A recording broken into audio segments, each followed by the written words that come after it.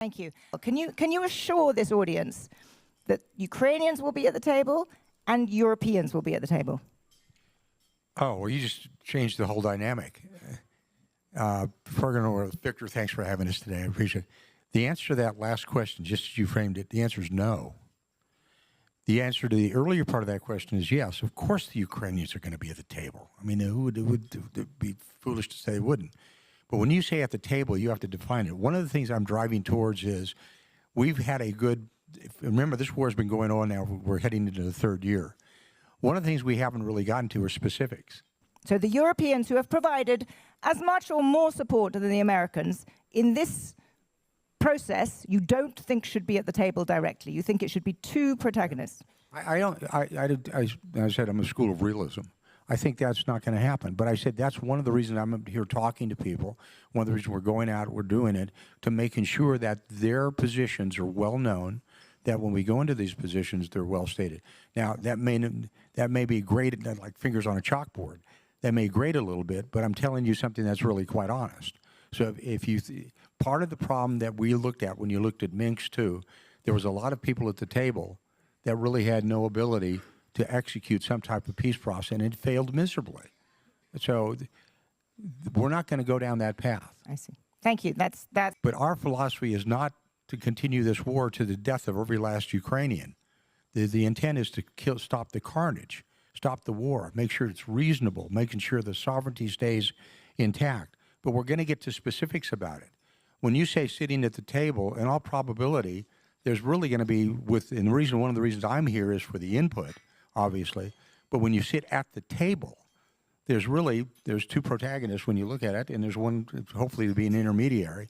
When you look at who are the protagonists and who's the intermediary? Well, I'm saying is it depends. Notice I'm being very diplomatic about it. I got my diplomatic hat, my passport in my pocket. The fact is we're looking at, you can have the Ukrainians, the Russians, and clearly the Americans at the table talking, but we've got to have specifics to get to a point. But I'm driving towards very, very specifics, very, very hard data that we can say this is what it looks like.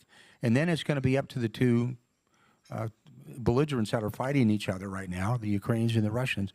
Is this acceptable? But there's no way, nobody would ever exclude, and nobody's even said that. I would challenge anybody in this room or anybody in the audience to say, when have we ever said that the Ukrainians would be excluded from any discussion? It's never been said. You know, President Trump's been very open about that. The position, as I see it, is this. We're facing a generational challenge when it comes to national security. Obviously, the immediate question is the future of Ukraine, and we must continue to put Ukraine in the strongest possible position, whatever happens next, and to make sure that if there is peace, and we all want peace, that it is lasting.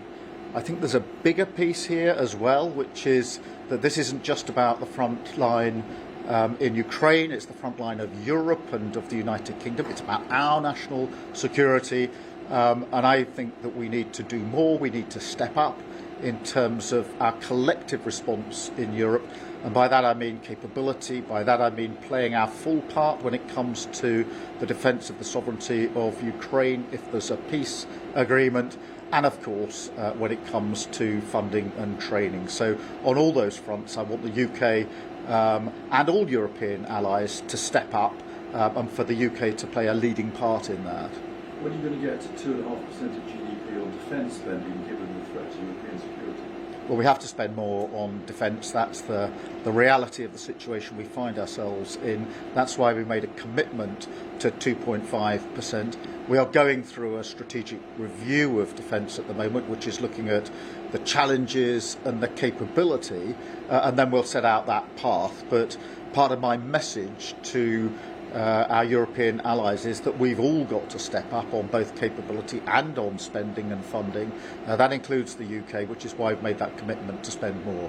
Can the UK play a role as a bridge between the US and the EU?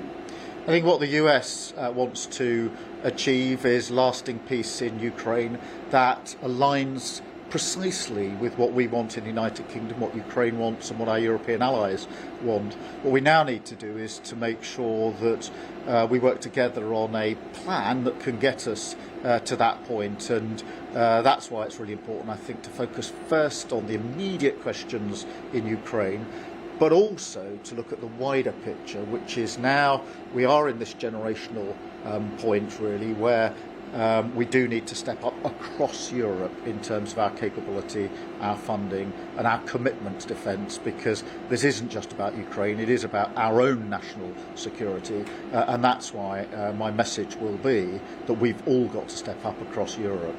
Very briefly,